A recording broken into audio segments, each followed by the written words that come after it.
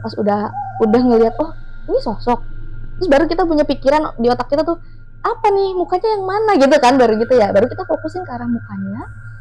Ini mukanya nggak ada kelopak matanya, aku nggak tahu tapi aku ngerasa itu cewek, dia duduk di situ. Jadi aku sambil pelan-pelan nyamperin, dia duduk ngapain, karena kan jadi pemandangan aku tuh kepalanya dia dulu kan, ketutupan badan suami. Pas aku deket makin kelihatan dong dia lagi ngapain. Ternyata tau nggak kak, dia lagi ngorek-ngorek colokan Rizky. Itu langsung shock.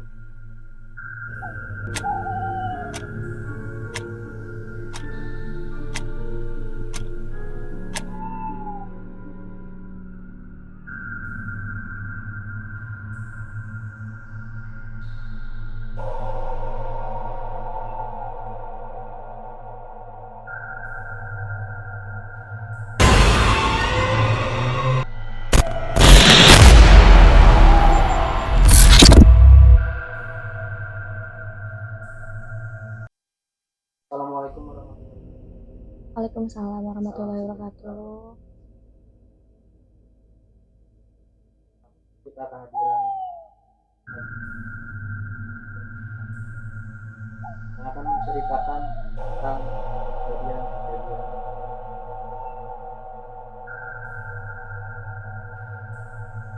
kami. Baik untuk waktu kita akan saja dengan narasumber.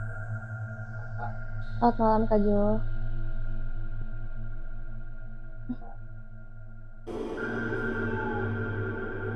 Baik, selamat malam semuanya. Perkenalkan, nama saya Lita.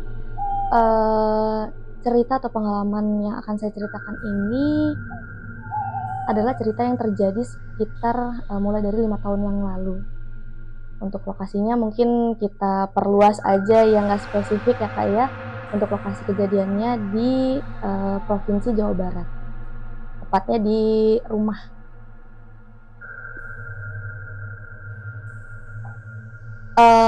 Kebetulan ini cerita bermulai dari pindah ke rumah baru, sebagai keluarga baru pindah ke rumah baru di dekat rumah mertua. Awal pindah itu awal dari kejadian-kejadian yang akan diceritakan nanti.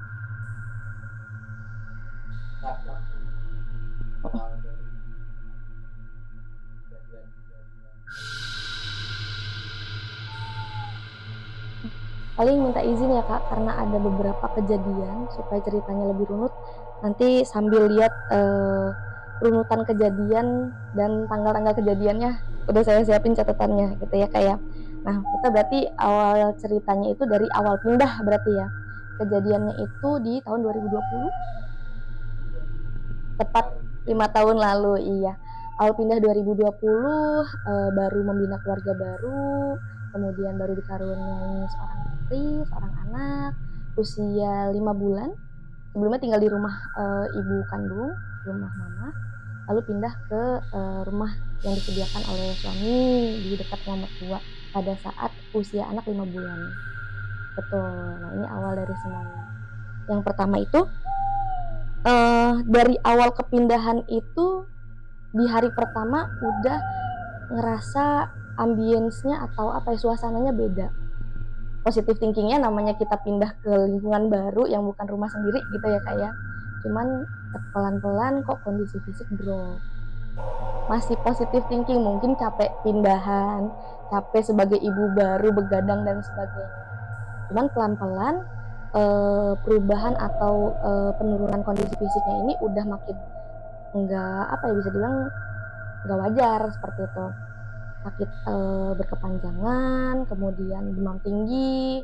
Cuman kalau di kondisi di siang hari bekerja segala macam normal. Ini terjadi mulai matahari terbenam lah, udah mulai mendekati maghrib ke malam, sore itu kerasa. Iya.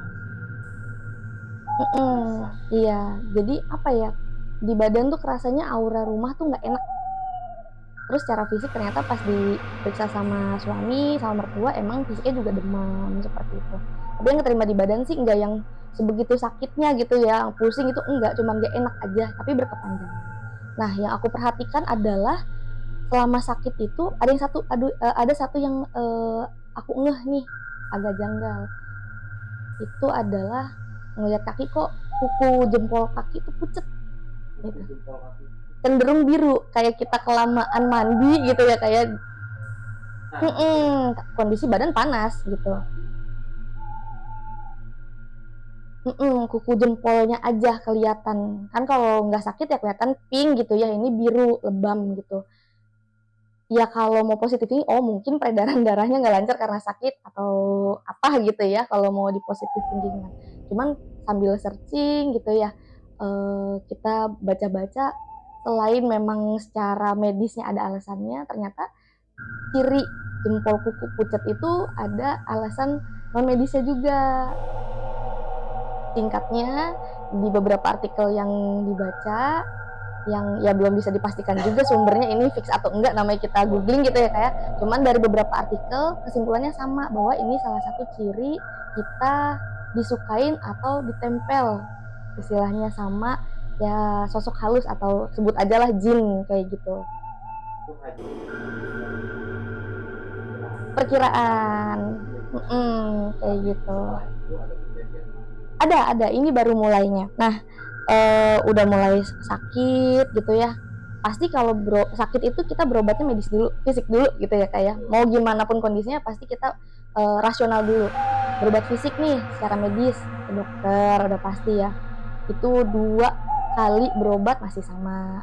Oh boleh nih fisik tapi secara alternatif, kita minta pijit gitu ya, masih biasa aja. Nah di situ mulai ngeluh lah ke orang tua, mah kok pindah rumah rasa badan tuh malah nggak enak gitu. Nggak enaknya ya nggak wajar gitu. Kalau dibilang punya six sense enggak juga ya kak ya, termasuk paling tumpuh lah di keluarga, cuman memang background keluarga itu rata-rata punya kelebihan. Jadi setumpul-tumpulnya anak-anak di keluarga kita tuh pasti lebih sensitif lah barang sedikit gitu. Nah termasuk saya nih, walaupun nggak ada belum ada penampakan atau ada yang lain-lain, punya feeling udah ini kayaknya salah nih, nggak normal, berarti bukan medis, bukan fisik gitu ya.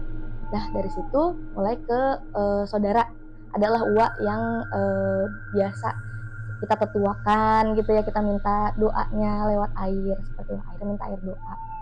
Udah minta air doa, diterawang juga kondisi rumahnya, ya mungkin namanya pindah orang baru gitu ya, mau kenalan atau apalah istilahnya, pasti persepsi orang dulu gitu ya. Dikasih kita tuh garam kasar buat ya kayak buat pembersihan rumah, kalau istilah di keluarga mah namanya adres gitu. Nah garam ini nanti bisa dibuat mandi, udah didoain kan ya, udah bisa buat mandi atau bisa buat bersihin rumah. Bersihin rumah itu harus sebelum maghrib. Nah itu dilakuin karena kan memang rekomendasi orang tua juga, kita ngikutin ya, namanya masih ada orang tua. Nah itu udah hilang aja gitu.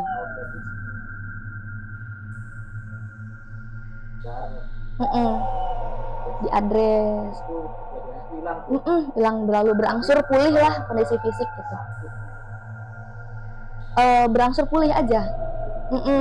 Terus baru ngehnya lagi 2 atau 3 minggu setelah ngelakuin apa ya, minum air doa dan sebagainya. Kita kan lupa tuh, tapi sempet ngeh lagi, oh iya ya kukunya udah pink lagi gitu, udah nggak lebam lagi.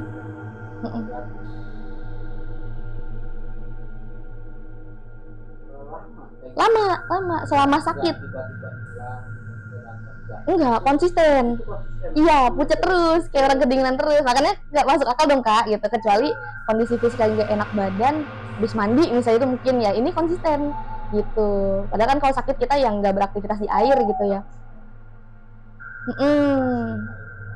Kasih air doa gitu, kita konsumsi air doa, berangsur hilang. Tapi nggak ngeh, tadinya nggak ngeh, tapi pas udah bener-bener kondisi fisik pulih, udah kerja normal segala macem, ada waktu momen ngelihat kuku kaki, oh udah nggak biru ya, karena sebelum-sebelumnya kalau lihat masih biru gitu.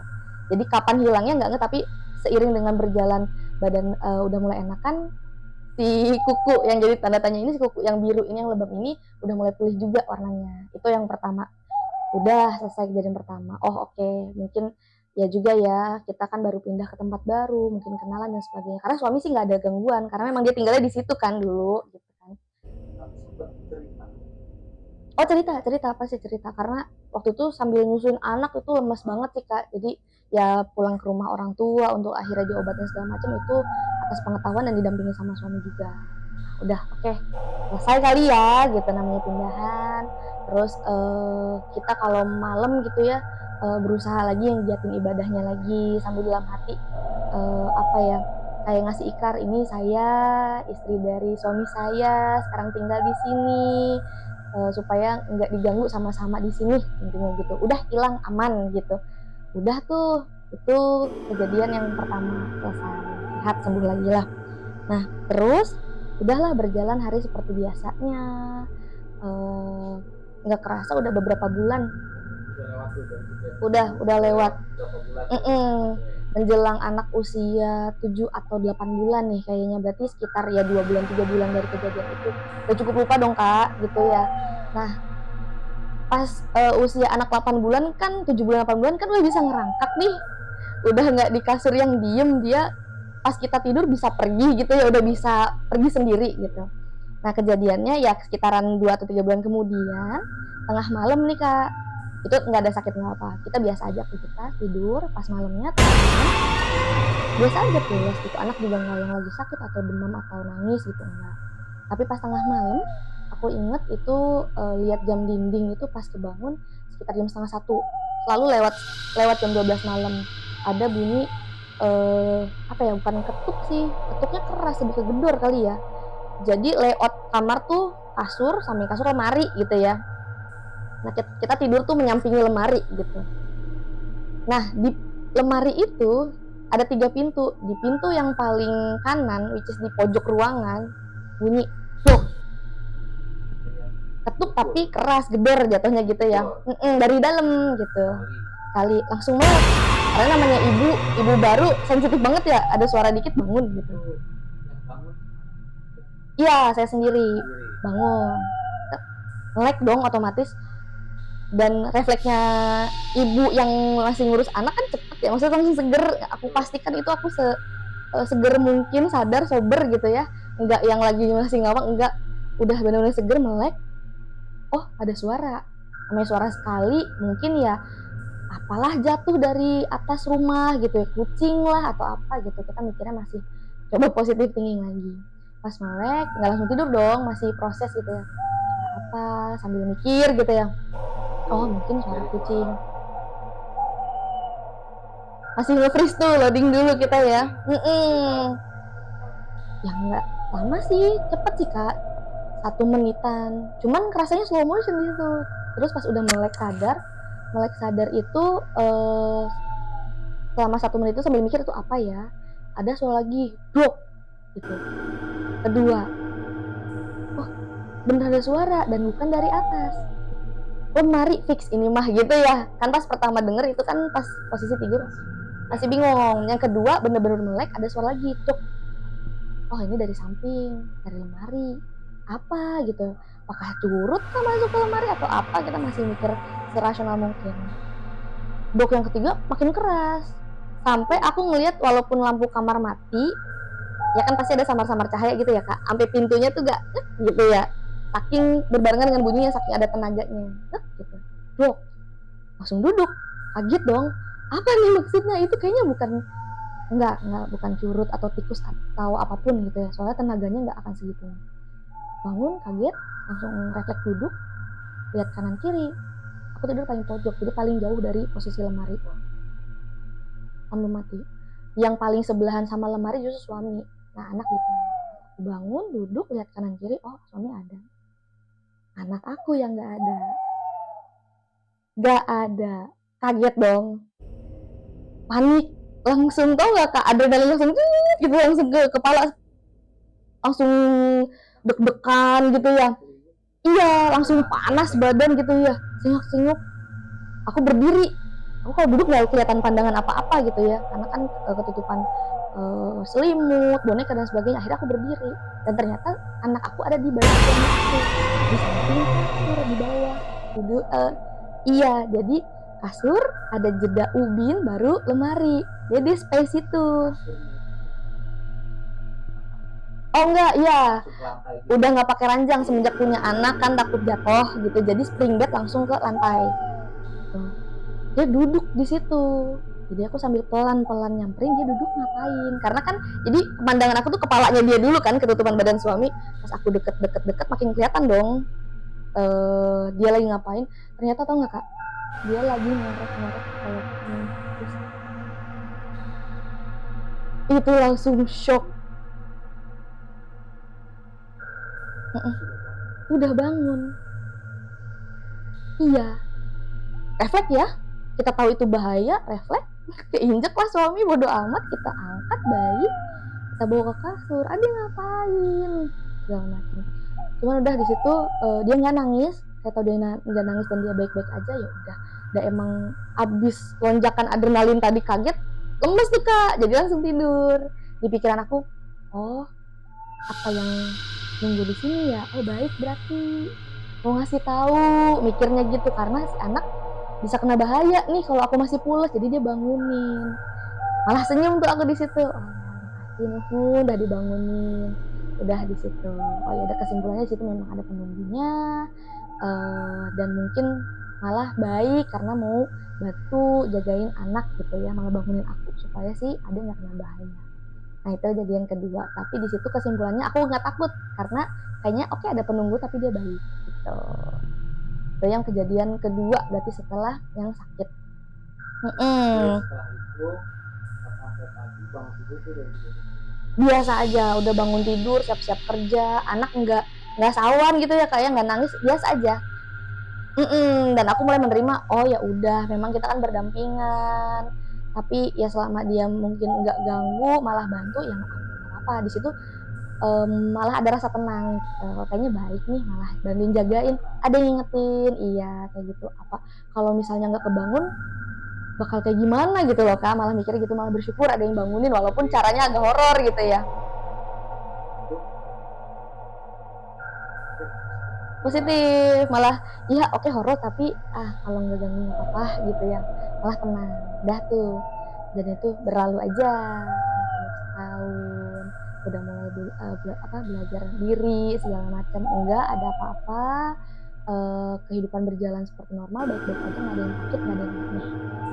Udah kita pikir udah aja gitu ya. Gitu ya. Terus pas anak umur udah 1 tahun lewat, itu kan masih mengasihi nih kak, masih nyusu gitu ya, masih ASI. Kita biasa nih pulang kerja sore, pulang kerja mandi, pegang anak, nyusuin anak gitu ya.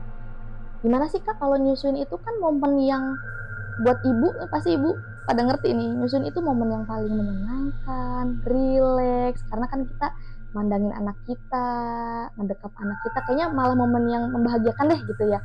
Nggak ada bau-bau horornya sama sekali, jadi nggak mungkin ada sugesti yang negatif atau horor gitu ya. Ketika satu hari di sore hari lagi nyusuin adek gitu ya, sambil rebahan, kita rebah ngadep kiri gitu ya, kaki agak ditekuk nih kak, kebayang ya, karena kan nyamping nih, yang bawah kaki kiri selonjoran, yang kanan kaki kanan yang agak nekuk gitu ya. Nah lagi nyusuin gitu ya, lagi liatin muka adek, itu bener-bener happy aja, nggak ada perasaan aneh-aneh atau gimana. Oh tiba-tiba di ujung, kita kan mandang bayi gini ya pasti ya, agak nunduk. Oh di ekor mata kanan, di ujung dengkul gitu ya, kayak ada rambut aut-autan gitu. Masih kak, nah gini kayak rambut kita kali gitu ya.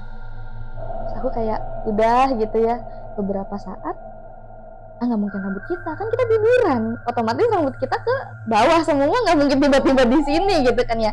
Jadi point of view-nya di sini, aku miring dia agak atas setara sama dengkul aku yang nekuk gitu ya. Miring,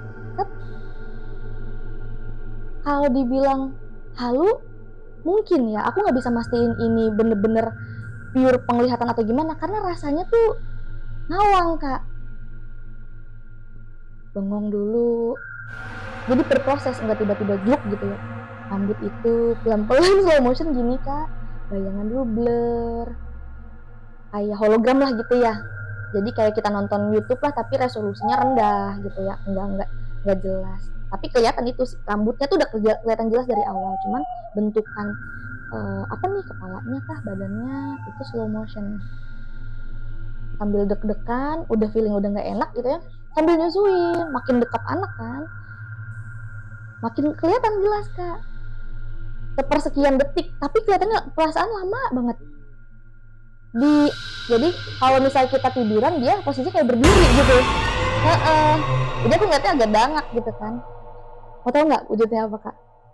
Dari yang rambut tadi pelan-pelan kebentuk tuh wujudnya, sampai aku mikir ini orang gila bukan ya? Jadi wujudnya bener kayak orang, kulitnya tuh kayak dilumurin oli, gosong, tapi kering-kering gitu ya. Gimana sih? Ada bagian yang kering, ada yang bagian yang agak mengkilat, tapi kena abu kayu gitu Kak, gosong lah ini gitu. Ini teh celong nih, kurus gitu ya. Jadi tulang selangkanya tuh celong ya gitu. Rambutnya urut-urutan, kayak kesetrum. Jadi bukan kribo, enggak lurus tapi aut-autan aja gitu, kayak cewek abis dandan disasak gimana sih, rambutnya jigrik gitu ya. Terus yang bikin longo adalah kita sempat tatap-tatapan lumayan lama, 2-3 menit Kak, bayangin. Tapi itu nge-freeze ya, maksudnya ini apa, suges, lu kecapean atau gimana ya, ngelihatnya sosoknya udah jelas itu, tapi selama 2-3 menit itu makin perhatiin. Tadinya kan kita screeningnya cepet, ini apa nih, nggak cepet dong, rambut ke bawah, apa nih gitu ya. Pas udah ngelihat, oh ini sosok, terus baru kita punya pikiran di otak kita tuh, apa nih mukanya yang mana gitu kan, baru gitu ya, baru kita fokusin ke arah mukanya. Itu mukanya nggak ada kelopak matanya Kak, aku nggak tahu, tapi aku ngerasa itu cewek karena nggak ada atau apa, mohon maaf gitu ya, tapi aku lihat dari ya bentuk pundak dan badannya mah kayak cewek gitu ya. Wajahnya ya sama seperti kulit badannya, kayak dilumurin oli tapi kayak ada bekas abu kayu kering gitu, kayak gosong kesetrum. Ada kelopak matanya Kak, udah aja bulat gitu, gak ada alisnya, terus bola matanya kayak kuning keluar mata. Kalau kita kan manusia mengkilat ya, gitu kan ada binarnya. Kalau dia tuh kering putih, bola matanya tuh kuning, tengahnya hitamnya kecil. Waduh, itu kayak naik roller coaster, langsung jelas hati Kak, kayaknya langsung merem, langsung meluk anak, astagfirullah, langsung ngomel. Tapi selalu karena aku punya sesuatu yang aku rasa harus dilindungi, bukan takut yang pertama kali muncul, kaget terus rasa marah, mau ngapain, ini anak aku gitu. Aku ada insting melindungi gitu ya. Jadi dalam hati tuh malah marah, kamu siapa gitu ya, masuk dari mana. Itu nggak dalam hati ngomong deh, kejadiannya nggak ada siapa-siapa di rumah ya, kayak orang gila aja ngomong, astagfirullah kamu siapa sih gitu ya, masuk dari mana gitu, kan udah bilang saya ini bin ini cucunya ini, sekarang jadi istrinya ini, tinggal di sini, kamu mau ngapain, kalau mau kenalan boleh tapi tampakin wujud yang baik-baik, jangan yang serem gitu kan, dan jangan ganggu adek gitu. Dah tuh kayaknya merem itu sekitar 5-10 menit. Merem cuman berani ngelirik ke anak gitu ya. Tangan kiri kan sambil di sini anak, kita pegang handphone ya. Langsung ambil handphone dioper ke tangan kanan, kita putar murotal ayat kursi sambil kita baca juga ikutan.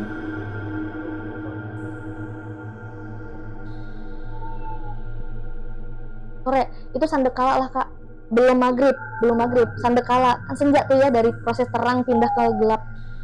Nah pas azan maghrib udah hawa tuh kayak kayak switch aja gitu. Tadinya tuh kayak panas nyelkep, tapi ini kayak udah lumayan kayak ada angin gitu, udah lega. Oh udah nunggu azan maghrib selesai, kita gendong anak, kita ke rumah mertua karena suami belum pulang gitu kan. Di teteh-teteh gosong itu.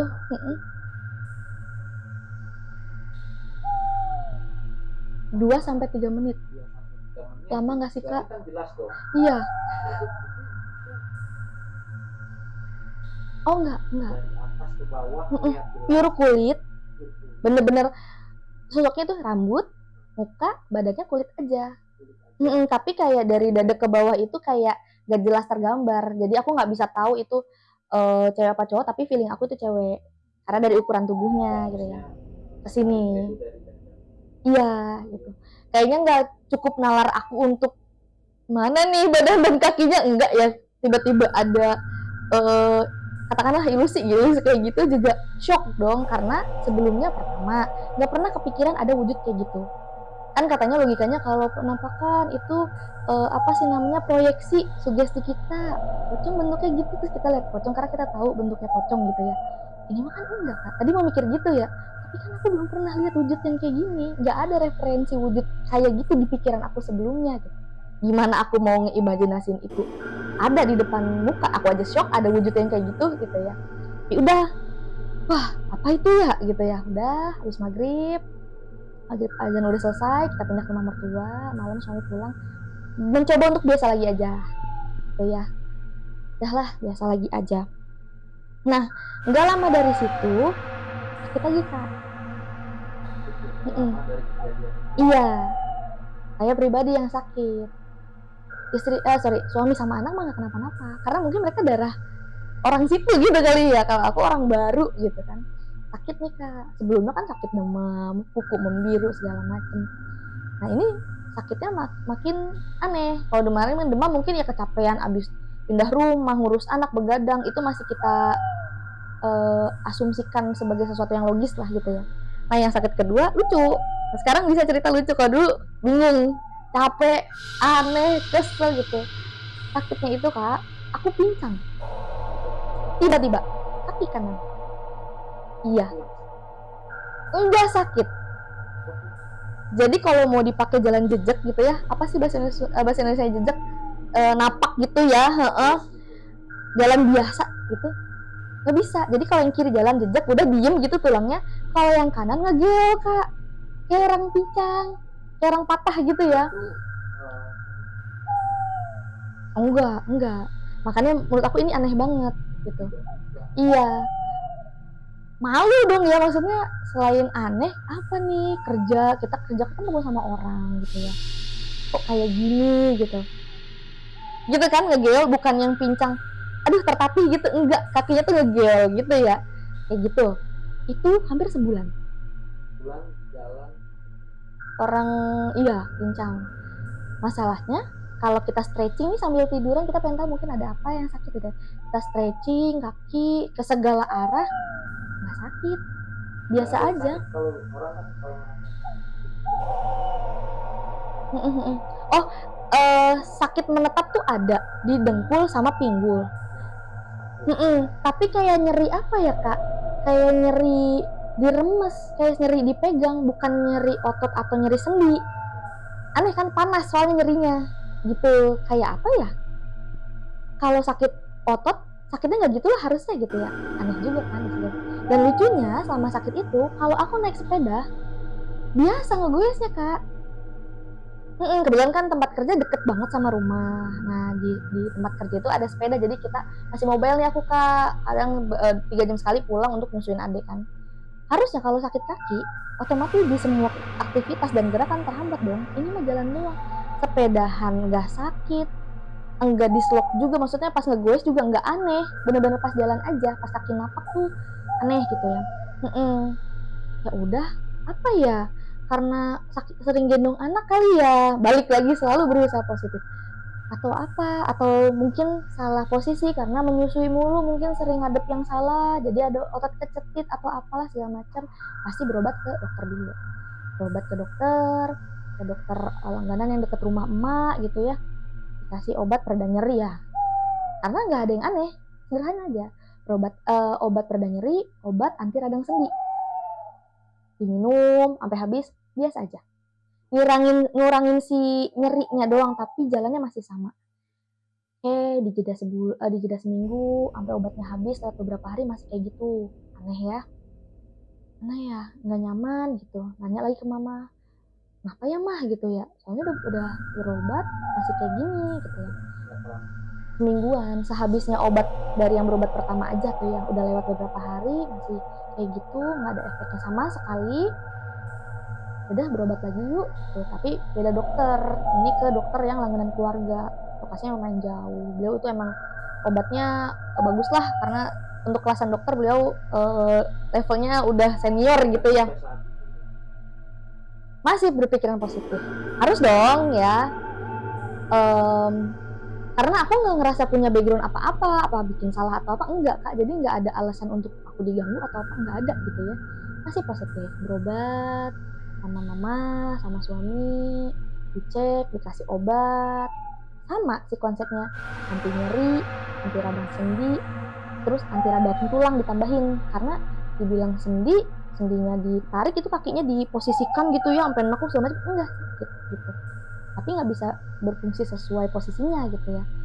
Nah, lumayan enakan. Geolannya, pincangnya makin berkurang, tapi kalau obatnya udah habis, misalnya kita minum, jeda 3 jam setelahnya, balik lagi. Kalau habis minum, lumayan normal lagi, gitu terus. Jadi mengurangi, bukan nggak hilang, belum hilang juga.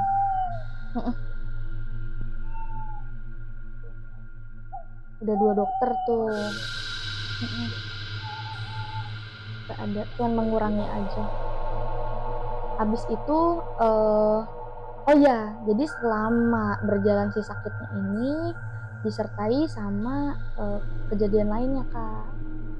Kejadian itu mulai sering mimpi aneh-aneh. Apakah sudah sekarang sakit atau apa? Cuman mimpinya ini apa ya? Menurut aku sih ini termasuk mimpi yang sangat jelas gitu ya. Kadang kan alur mimpi itu kan ngacak. Ini sih benar-benar satu kejadian yang jelas. Udah gitu. Mimpi-mimpi anehnya tuh ya sering mimpi tiba-tiba melek di atas muka tuh ada sosok bantalnya putih dengan mukanya yang benyek-benyek. Terus aku di situ megang. Anehnya tuh selalu dikasih rasa berani di situ. Nggak pernah yang ketakutan pengen lari gitu. Selalu ada rasa pengen nantangin balik gitu. Mau ngapain gitu. Dia kayak mau nyamperin gitu ya, kayak mau masuk gitu kan. Tapi aku nahan, ngebejek mukanya, dan itu kerasa Kak.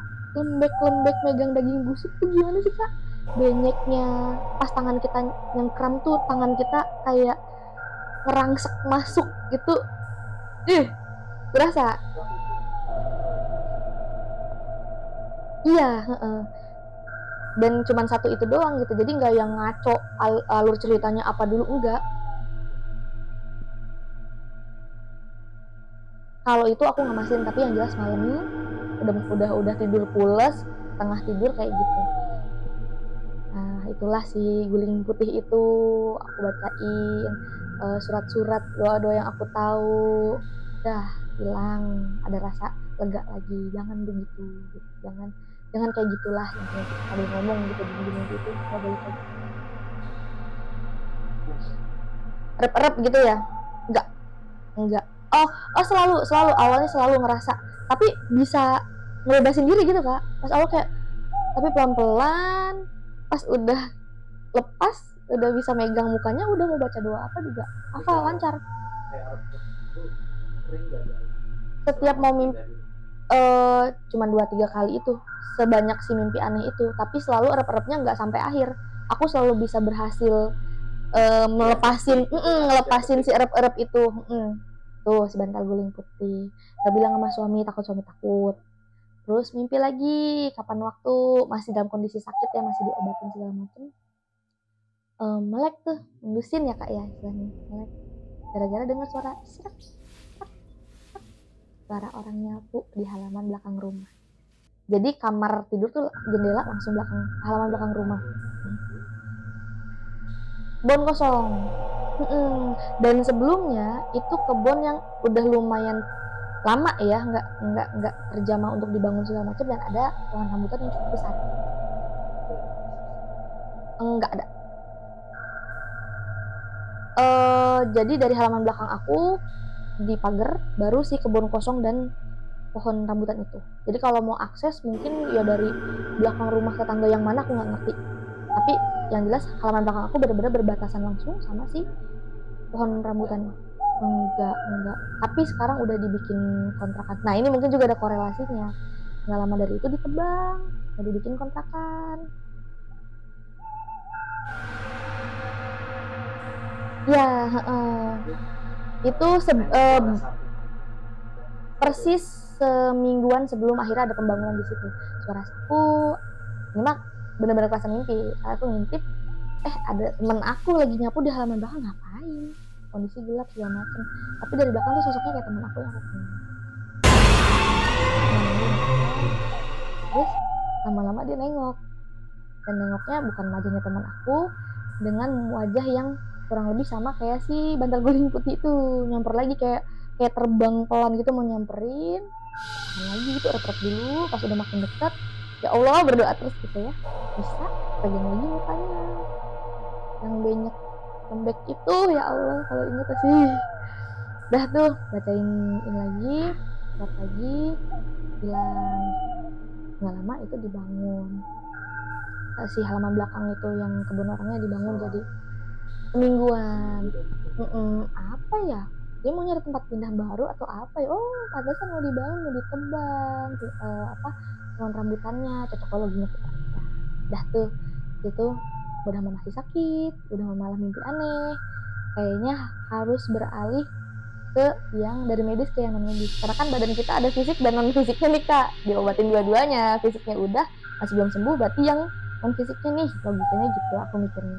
Lah ke rumah uak lagi yang sebelumnya ngasih address itu garam dan air obat, yang lagi cerita lagi, wah gini wah ini sakitnya udah lama-lama, terus malah mimpi aneh, apa ya, perawan. Ternyata memang iya sih yang tinggal di pohon rambutan belakang, mau nyari tempat baru. Dan udah minum ini aja, coba lihat jalannya gimana kayak gini. Oh kalau gitu mas kalian aja, tetap kita ikhtiar secara fisiknya dulu, minta di batak, kalau kata Uwa Maya diurut lah ya gitu ya, sama Uwa yang satu lagi yang memang dia bisa urut Cimande ke rumah. Habis dari situ langsung dapat juga, wah gini lah kenapa gini diceritain ulang gitu ya udah langsung disiapin, nggak yang aneh-aneh, nggak yang air kembang atau apa, enggak, biasa bener-bener urut biasa.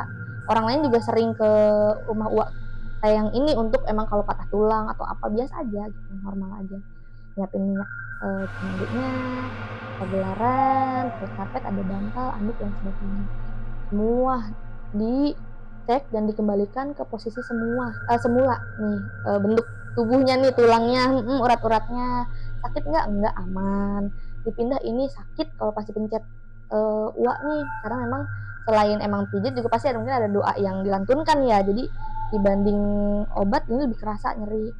Habis itu udah lumayan tuh lama, 1 jam lebih, coba langsung jalan bisa. Aneh kan, langsung bisa jalan, wah ada seneng alhamdulillah. Sebulan ya, itu udah sebulan dari berobat 2 kali terus dipijit akhirnya bisa, alhamdulillah. Tapi saya besoknya balik lagi, pincang lagi. Berobatnya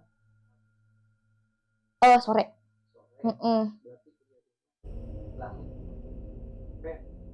berarti pagi begitu lagi, tapi berangsur, jadi ada kerasa nyeri lagi, namanya habis diurut kali ya, besoknya malah gitu lagi, malah makin parah, balik lagi ke sini.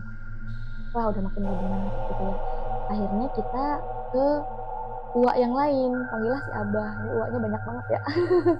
Panggillah si Abah, ke si Abah, bah cerita ulang lagi gini udah sebulan segala macem, template sama semua juga, namanya doa pasti medianya air atau garam gitu ya.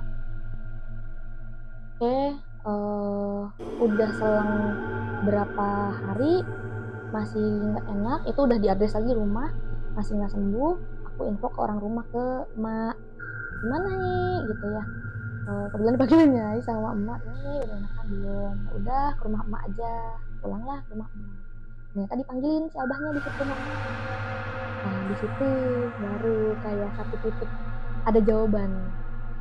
Nah jawabannya apa, ternyata di situ apa ya, kalau bahasa Indonesia mah bahasa general universalnya mah di exorcism gitu ya, kita mah dipencet gitu ya, dibacain lah, dipencet kayak di ruqyah, iya tapi pakai cara keluarga lah gitu ya. Nah udah ngeblank, pas udah dipegang ujung kaki udah ngeblank, dapat cerita dari emak yang aku kerasa ya, aku nangis, aku dengar kalau aku nangis tapi badan itu kontrolnya bukan di aku kak, kayak udah nangis aja gitu. Dan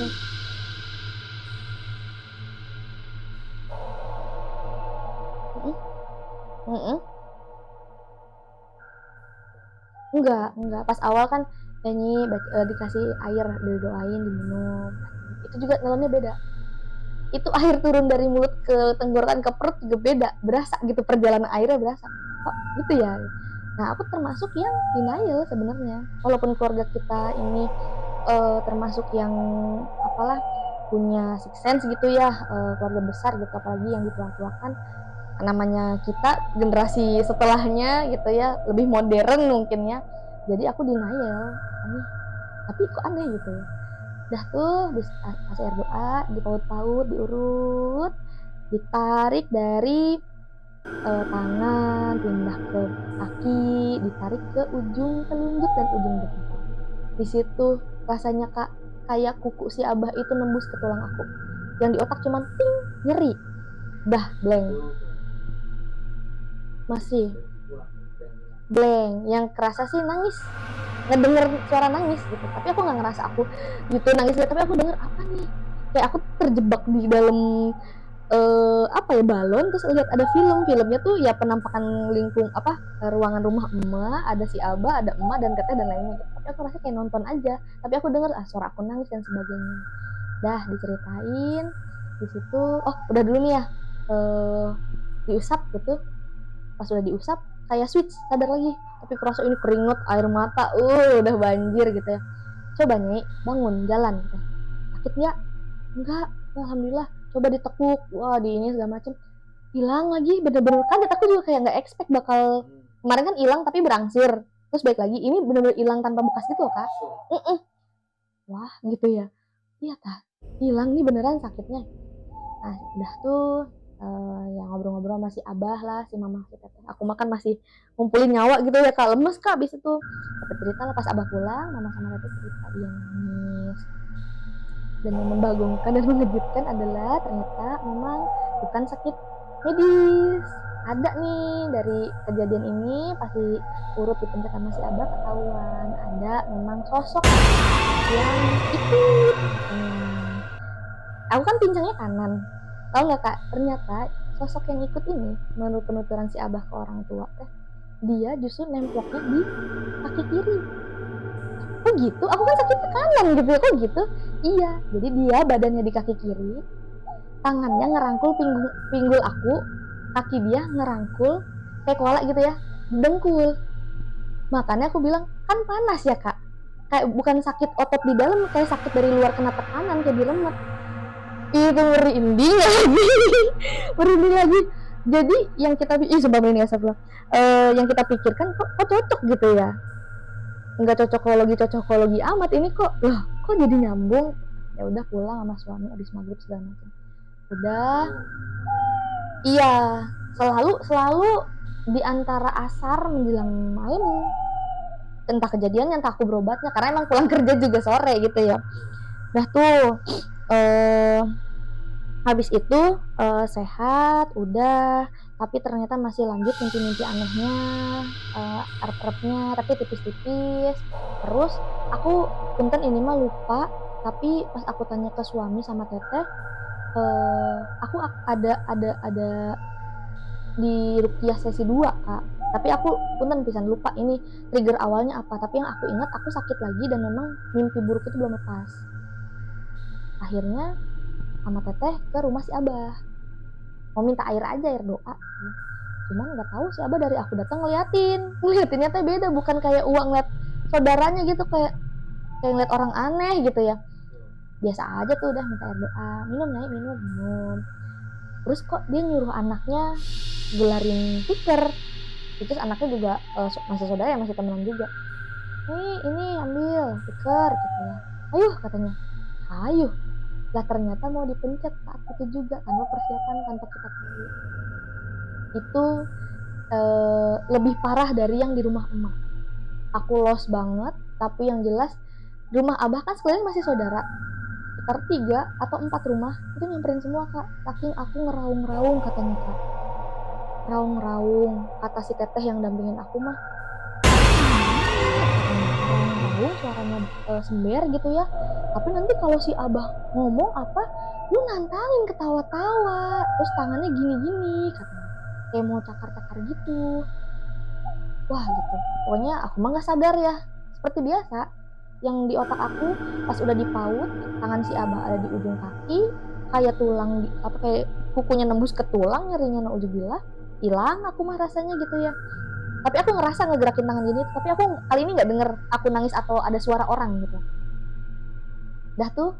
Udah di ini lagi muka, sadar lagi dengan keringat yang masih sama kondisinya kayak waktu pertama kali, air mata udah kemana ke rambut segala macem, banyak orang loh, uak-uak yang lain pada ngumpul, aduh nangis sehat segala macem gitu ya. Tapi di situ aku nggak nanya banyak, nggak punya energi juga buat nyari tahu, teteh juga nggak ngasih tahu banyak, udah yang penting sembuh aja. Lemas udah di situ, suami nggak tahu tuh di situ karena emang nggak niat gitu kan, sebelumnya mah niat pengen ini lagi main ke rumah emak, ngobrol-ngobrol udah minta air lagi dulu aja, berakhir dia pencet lagi kayak gitu, lebih parah. Nah itu aku nggak tahu ya, entah ya kalau misalnya di keluarga teh kalau misalnya bukan ancaman yang perlu diwaspadai, enggak ditanyain secara detail gitu kak, padahal kita kan pengen tahu juga ya siapa, apa bentuknya, maunya apa gitu ya, kenapa ganggu, iya dong gitu ya. Ini mah enggak. Tapi kesimpulannya adalah ketika enggak dicari tahu secara detail, berarti itu bukan yang mengancam atau ya seujunya bukan dari keinginan apa intinya gitu. Emang ngilu aja gitu, emang nempel aja. Ya udah tuh. Nenek gitu ya. Udah tuh kita simpan nih nenek-nenek gitu. Udah habis itu alhamdulillah berangsur, kita kencengin juga ibadahnya. Lewat lagi seperti sebelum-sebelumnya. Lupa lagi. Dah habis lupa, berbulan-bulan kemudian anak udah mau umur 2 tahun gitu ya, udah mulai nggak dikekepin tidurnya. Aku tuh punya kebiasaan karena siangnya kerja, beberes rumah tuh malam kak kalau mendusin.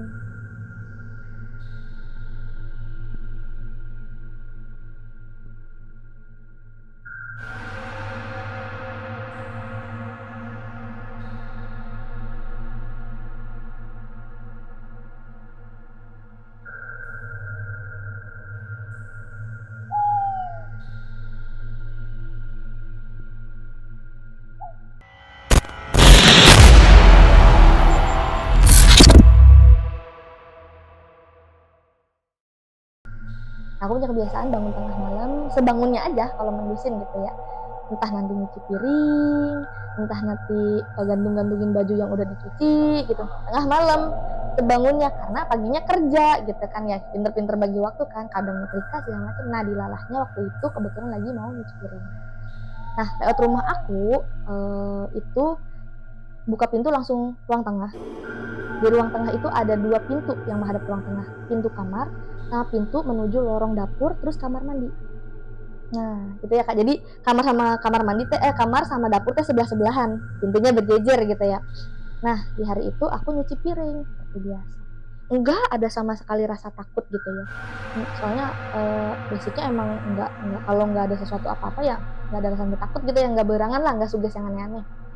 Dari podcast horor sampai podcast lucu kita dengerin gitu, happy aja piring sambil dengerin podcast segala macem. Entah kenapa setelah ya setengah jam nyuci piring itu kok suasana itu tiba-tiba aja hening, enggak ada ikan yang kita dengar suara angin lah, jangkrik lah, apa ini hening, cuman suara aku, suara air, piring dan suara podcast gitu kan ya. Kok itu setengah satu aku kan langsung gini ya, langsung handphone kan taruh di kitchen table, langsung aku swipe untuk lihat jam berapa, setengah satu, jam 12.20. Jadi hadap ke kiri, nah di kanan aku baru ke ruang tamu gitu ya. Nah dari tembok luar aku ngerasa ada yang tembus masuk ke tembok, berjalan ke arah melewati lubang pintu ke dapur sama mengarah pintu ke kamar tidur. Kok apa itu ya, diam dulu